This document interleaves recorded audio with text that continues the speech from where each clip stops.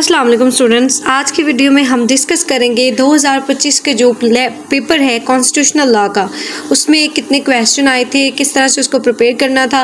Total जो है 5 question आपको अटैम्प्ट करने थे। पार्ट 1 में कॉन्स्टिट्यूशन ऑफ पाकिस्तान में से आपको टोटल 6 क्वेश्चन आए थे, जिनमें से 3 करने थे।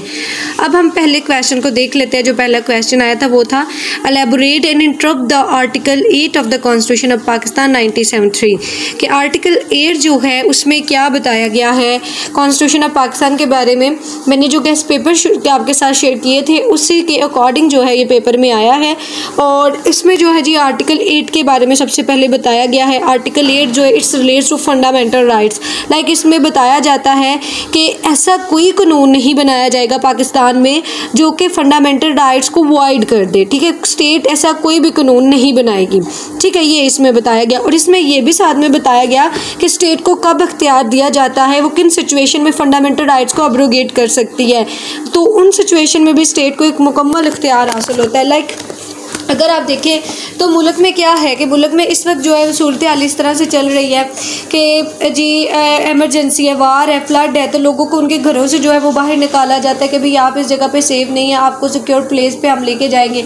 तो ये जो चीज़ उनको दी जा रही है, ठीक है, ये उनके फंडामेंटल राइट्स को अब्रोगेट तो कर रहा है, लेकिन अब क्या है कि ये उनको मुकम्मल राइट दिया जाएगा। ठीक है, ये चीज़ जो है यहाँ पे बताई गई है। ओके, आपने इस चीज़ को जो है वो मद्देनज़र रखना है। ठीक है, ये चीज़ जो है वो आर्टिकल 8 में जो है बेसिकली बताई गई। अब इस्लामिक प्रोविजन जो है कॉन्स्टिट्यूशन ऑफ पाकिस्तान के अंदर क्वेश्चन नंबर 2 ये आया था। इसमें हमने इस्लामिक प्रोविजन के बारे में बताना है कि इस्लामिक आइडियोलॉजी कौन सा होनी चाहिए। फिर हमने इसमें ये डिस्कस करना था कि इसके साथ साथ जो है वो सॉवरेनिटी अल्लाह ताला की है जी, हमारे आइन के में ये बताया गया। प्रीएम्बल में भी सॉवरेनिटी को ऐड किया गया। ऑब्जेक्टिव रेजोल्यूशन ऐड है जिसमें बताया गया है कि इस्लाम के मुताबिक तमाम हमारा मजहब होगा। प्रेसिडेंट जो है प्राइम मिनिस्टर उसको मुसलमान होना ज़रूरी है। ठीक है, पार्लियामेंटेरियन बनने के लिए मुसलमान होना ज़रूरी है, और इसके साथ साथ जो इस्लाम रिलीजन है, स्टेट का रिलीजन वो इस्लाम होगा। तो ये सारी चीज़ें इसमें आपने बतानी थी। फिर आगे नेक्स्ट क्वेश्चन था आपका जुरिस्डिक्शन ऑफ सुप्रीम कोर्ट के बारे में।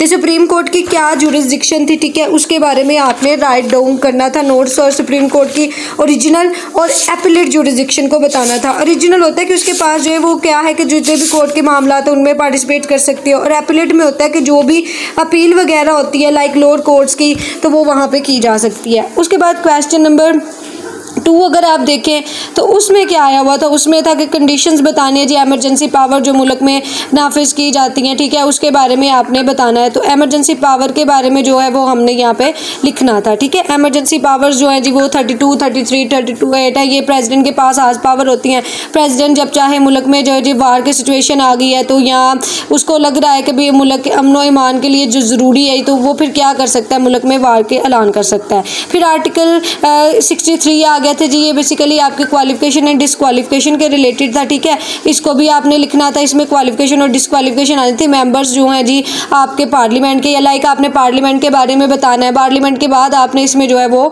फर्दर इनकी डिसक्वालिफिकेशन और क्वालिफिकेशन को एलेबोरेट कर देना था। ठीक है, ये आपने इसको इस तरह से करना था। उसके बाद अगर हम मज़ीद इसमें बात कर ले तो chief minister judicial commission of Pakistan, ये मैंने कल भी आपको पढ़ाया था। इसमें जो है जी जुडिशल कमीशन ये होता है कि जो बेसिकली जजेस को अपॉइंट करने के लिए कमीशन अपॉइंट किया जाता है, वो है जी, इसमें ये आपने लिखना था। इसी के साथ बाकी भी क्वेश्चन थे। उसके बाद हमने नेक्स्ट इसमें पढ़ना है कि जी इसमें कॉन्स्टिट्यूशन ऑफ पाकिस्तान की हिस्ट्री से जो है दो क्वेश्चन आए थे, जिसमें सेलियन फीचर ऑफ कॉन्स्टिट्यूशन और इंडियन एक्ट 1935 आया है। ठीक है, ये बड़ा इंपॉर्टेंट है, और इसकी शॉर्ट कमिंग के क्यों इसको जो है जी वो ख़त्म कर दिया गया, अब्रोगेट कर दिया गया, तो वो वजूहात आपने इसमें बतानी थी। पहले सेलियन फीचर लिखने थे और फिर इसकी शॉर्ट कमिंग आपने लिखनी थी। फिर 18 कॉन्स्टिट्यूशनल अमेंडमेंट के बारे में पूछा गया। उसके अंदर जो फंडामेंटल फीचर्स थे, यानी कि जो आइन में तब्दीलियाँ हुई, क्या उसके फ़ायदे हुए, वो आपने बताना है। और इसके साथ साथ पार्लियामेंट्री सिस्टम ऑफ गवर्नमेंट पे उसके क्या असर हुआ, ये बताना है। उसके बाद हमने 2 केस ला के बारे में बताना था। मौलवी तमीज़ुद्दीन खान केस के बारे में, ठीक है, और दूसरा केस था Begum Nusrat Bhutto chief of army staff के बारे में। अब आपने क्या करना है कि जो मौलवी तमीज़ुद्दीन केस है इसके बारे में मैं आपको थोड़ा सा डिटेल में बता देती हूँ कि मौलवी तमीज़ुद्दीन जो केस था इसमें ये होता है ये कॉन्स्टिट्यूशनल हिस्ट्री में जो है ना बड़ी इंपॉर्टेंट रखता है। तो जो है जी इसके हेड था जी कॉन्स्टिट्यूशनल असेंबली का, तो इसकी जो हुकूमत थी ना कॉन्स्टिट्यूशनल असेंबली को अब्रोगेट कर दिया गया, तो इस वजह से इसने ये केस दायर किया था। इसी तरह से बेगम नुसरत भुट्टो जो थी, इन्होंने जो इलीगल डिटेंशन थी इनके हस्बैंड जुल्फ़िकार अली भुट्टो के लिए, उनके लिए केस किया था। तो ये बहुत इंपॉर्टेंट केस लाज है।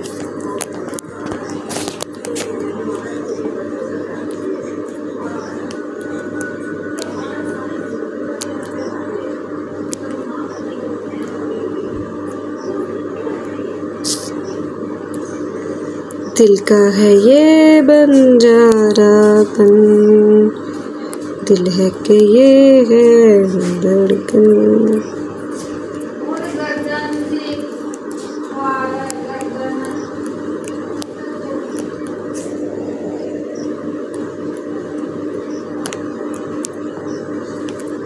इन लोग की हो गया है।